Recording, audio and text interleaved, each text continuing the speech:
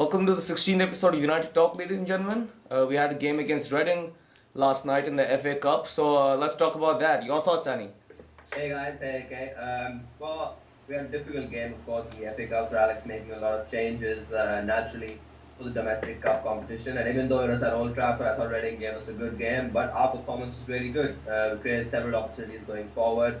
Federici, Reading goalkeeper, had to make a number of key saves. I thought performance was actually quite good. Bit disappointing with the finishing, perhaps, and we could have been a little more clinical. Also, disappointed with the Old Trafford surface. I think still a lot of work needs to be done on that. Or maybe that's the plan ahead of the Madrid game to shock Los Blancos with our shorty pitch. But I thought in general, Nani coming on to Phil Jones was a blessing in disguise because he was our best player. And the second half, we really sort of pushed them back and they were sitting really deep and it was a matter of time before we scored. Bit of danger that Arsenal could happen to us, what Blackburn did to Arsenal, but in the end, United much more clinical, of course. And although Reading got a late goal, we managed to hold on for a crucial win. Exactly, yes. I'll agree with most of the stuff you said. I think United playing not exactly a second string side, but a rather cup selection with Butner coming in at left back and Chicharito starting up front alongside Danny Welbeck. And I thought Chicharito looked pretty lively. Broke past a couple of defenders and got a shot out in the second minute. Faded away as the game gradually went by, but ended up scoring what proved to be the decisive goal in the 72nd minute. Yeah. And I thought United in general, not their best performance of the season, not even close, but still got the job done. And moving on to the next round, and 2-1 I think was an acceptable result because Reading also gave us a run for our money. Yeah, absolutely. I thought I was really impressed with the way Vidic defended. I thought he was very reading from the front. He was first to every aerial ball. Some of his crucial headers from the deliveries from Nicky Shorey from set pieces, which are obviously so good and they caused us so much trouble when we played the Majeski earlier on the season in the league and we won 4-3. And I thought Vidic really showed how we missed him in that game because he was just dominating in the air and we never looked like conceding. And unfortunately, then we switched off and they got a goal back, calm finish. But RBP and Michael Carrick coming on helped us settle down. RBP with some great touches, even though he is only on for a cameo, but still showing his class and pedigree. And but most importantly, giving some second teamers sort of crucial game time. Anderson getting about 80 minutes, and we had Butner. I think had a good game. I think Yeah. left. And so I was impressed. And Valencia obviously needs game time. Even if he's playing a right back, he just needs to come back to form. Nani gave Sir Alex he's given Sir Alex some selection problems now with his performance. Yeah, I think it was. I think these cup competitions are a good chance for second string players to really prove why they deserve to be in the starting 11 for every game. And I think Nani has really made a big case right now going forward. With so many games coming up, Nani could prove to be a crucial part of this United team. But speaking of Nemanja Vidic's dominance, his other centre back partner didn't have such a good game, did he? I thought Smalling was. I think you're being a bit too harsh on him. I think he was doing okay. I obviously alongside Vidic, he did look the lesser composed of the two. But in the end, though, I would say I wasn't too displeased with his performance. I don't know. I think maybe it's because I have such high expectations of Smalling, seeing as how he came into the United team and immediately established himself as a reliable centre back when Vidic and Ferdinand were going through injury problems in his first season. Yeah. And that I expect Smalling to have a good game every time out. And I think maybe it's a problem with me, but I often forget that he's only 21 years old. He's still very young for a centre back. But I think yesterday's performance left little to be desired. At fault for the goal that Reading scored and looked a bit rather casual in possession, gave the ball away a couple of times, and compared to Vidic, I think really didn't have that good of a game. But United getting the 3 points and getting the win and moving on to the next round. Yeah, in the quarterfinals, of course, we'll be facing either Middlesbrough or Chelsea. And with regards to the other teams left in the cup and our chances of winning the FA Cup, what are your thoughts on that? I think United have a great chance of winning the FA Cup. I think this season, more than anything, I've been so impressed with just the level of depth that United's squads have had. You put in any 11 players on the pitch, and you know they're going to give 100%, and you know they're going to try and get the W for you. And I think United have a great chance of winning the FA Cup simply because they have players who can step up. They don't need to play their best side in order to win this cup. And I think with big names like Liverpool and Spurs getting knocked out, I think the path is pretty clear. Short of City and Chelsea, I don't see anyone else really bothering United. That's true, and we got a home tie in the next round as well, and we'd always back ourselves against any team Definitely. at Old Old Trafford, and of course Chelsea still have to negotiate Middlesbrough, which is not going to be easy. Given Rafa Benitez's ability to sort of mess things up. But yeah, City have got an easy draw. They've got Barnsley at home, and I think they'll be in the semi-finals definitely. But as you said, we've got players who can step up into the first team and still give a very good level of performance. We've got players who are hungry to prove themselves and make a case for themselves, and they did that yesterday. But sum up, who were your top 3 players from that game? My top 3, I was really impressed with Nani. I mean, we spoke about him earlier in this episode, and I thought he had a fantastic game. Didn't even start the game to begin with, but Phil Jones' injury really, as you said, a blessing in disguise. Nani came on and really changed the game. Got a couple of shots away, hit the woodwork a couple of times, really tested the keeper, some silky running, some rather suspect decision making, but ended up getting the first goal and then a great assist for Chicharito. So all in all, a great game for Nani. Yeah, it was a great cross coach. Yes, for my second, I'd have to give it to Nemanja Vidic. We spoke about him as well, absolutely dominant in the air, really marshaled the defense well. And I think all in all, a great performance from Vidic and showing why he is one of United's most reliable players, even in his post-injury form. I think he's rediscovering his old style of playing where he was, all action and all power, all strength. And for my number 3, I have to give it to Tom Cleverley. Not really the most noticeable United player in a team filled with such attacking talent, such defensive strength. Not the most noticeable player, but if you look at what Cleverley does, it's the way he keeps the game moving and his willingness to track back and help out the team, give 100% every time. I mean, these kind of players aren't noticed, but they are arguably the most important players in the team. And I think Cleverley has fulfilled that role to perfection this season. I've been so impressed with him.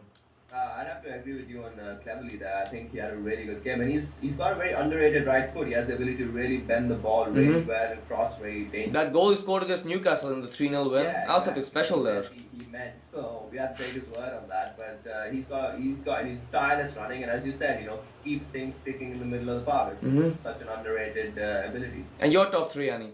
Well, I had Nani and Vidic too in my top 2 for the reasons you already elucidated. But for number 3, I have to give it to RVP. I thought in his brief cameo, he really settled the team down. Both goals came when he was on the pitch, and just that touch of class, that extra bit of touch of class, that pass to Welbeck. If you guys noticed that, brilliant skill. Super stuff, yes. He just looked like every time he got the ball, he knew what he had to do with it. It was always the right decision, and that's the hallmark of a great player. So I have to give it to Nani, Vidic, and Robin van Persie. Yeah, I think for RVP, what most people always talk about is finishing and his goals and his scoring rate and his trophies for goal scoring and all that. But if you look, he's also a great technical player. His ability with the ball is brilliant. As we spoke earlier in previous episodes about how he's arguably the best lone target forward in the world, I think, at this point. Yeah. And I think he's definitely justifying that praise with some super silky smooth touches. And even when he doesn't score, he gets the team ticking, he gets the attacks going. And I think he's definitely the focal point of our attack and one of the most important players in our team right now. Absolutely. Well, guys, we had the African Cup of Nations, of course, last month, which finished 2 weeks back. And we thought we'd just do a roundup of what happened there. And of course, Nigeria winning it only for the 3rd time in their history and 19 years after they last won the African Cup of Nations. So historic victory for them and a very good tournament overall. What were your thoughts on the tournament, AK? Oh, well, the African Cup of Nations always so many surprises every time it goes on. I mean, Zambia winning it last time, who would have thunk it? When you have perennial powerhouses like Ivory Coast, Ghana, I mean, these are teams with international pedigree, as seen when Ghana reached the quarterfinals of the World Cup in 2010. Yeah. And I think this time also, I wouldn't say exactly a surprise winner, but I wouldn't have backed Nigeria to win it. They've got a good team, some quality players, but I would have definitely backed maybe Ghana or Ivory Coast simply because they have so many players playing for top European teams. Yes, star names, exactly. But the African Cup of Nations proving once again to be extremely, I wouldn't say random, but very unreliable. You can't really back who's going to win. Yeah, it's a really exciting tournament, and I thought, of course, the big shock was Nigeria beating Ivory Coast in the quarterfinals 2-1. Nobody expected that. I thought Ivory Coast were going to win. I was hoping they would win, so yeah, Toure would have to stay in Africa. But really good performance from Nigeria. I just want to take this opportunity to talk about Nigerian football because they had a sort of golden period in the 1990s. The Super Eagles, yes. Well, they had a really talented group of players. JJ Okocha, Kanu. and they won the gold medal, in fact, at the 1996 Summer Olympics. And would you believe it? They beat Argentina in the final, and this is Argentinian team at the time, which had Zanetti, Fernan Crespo, Diego Simeone, Batistuta. very talented Argentinian side, and they beat Brazil in the semi-finals 4-3 after extra time. And this is a Brazilian team which had Roberto Carlos, Ronaldo, Rivaldo, Juninho, these players who would later go on to become household names, right? Yeah. And Nigeria won the Olympic gold, and after that sort of fell away. And this was 2 years in '94. That was the last time they won the African Cup of Nations. So 2 years after that, they won the Olympic gold. That was sort of the golden time. And after that, they just dropped. And African football continued to improve. 2000 saw the Cameroon side winning the Olympic gold. Mhm. But Nigeria seemed political troubles within their football association, and even before this tournament, for example, their coach Stephen Keshi, who's done such a fantastic job. There was talk of him being sacked for the tournament. There's talk now whether he'll still be in charge of the World Cup qualifiers, and there's so much politics going on. And he's sort of managed to wade his way through that and absolutely create a cohesive unit of players. He's dropped some real star names, and he's promoted players from the domestic league into the national setup, and he's done a fantastic job, I think. Yeah, I think you're right about the golden generation that Nigeria had, winning the Summer Olympic gold, and I think playing. I remember reading about them. Really, it was such a long time ago, and the fact that the golden generation didn't accomplish as much as they could have, Yeah. and then fading away into obscurity. I think now Nigerian football really be on the rise now with this win in the African Cup of Nations, and I think their fans and the people of the country will be so proud of their heroes, the way they've battled against the continent's best and come out on top. Absolutely. And I think it's a great achievement. Another big achievement, I think, is Burkina Faso reaching all the way to the final. If you ask me where Burkina Faso is on a map, I wouldn't be able to tell you. Yeah. And yet here they are.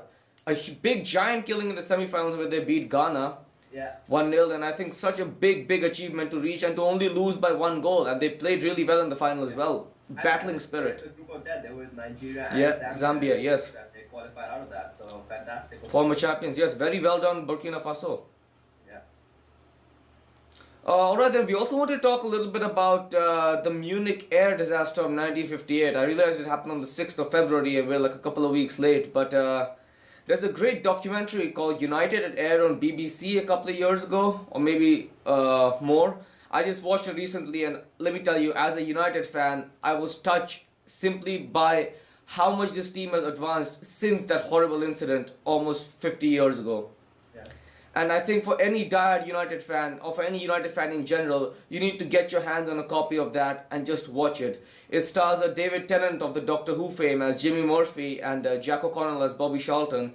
And it shows how this United team that were on their way to greatness was absolutely decimated in one fatal moment.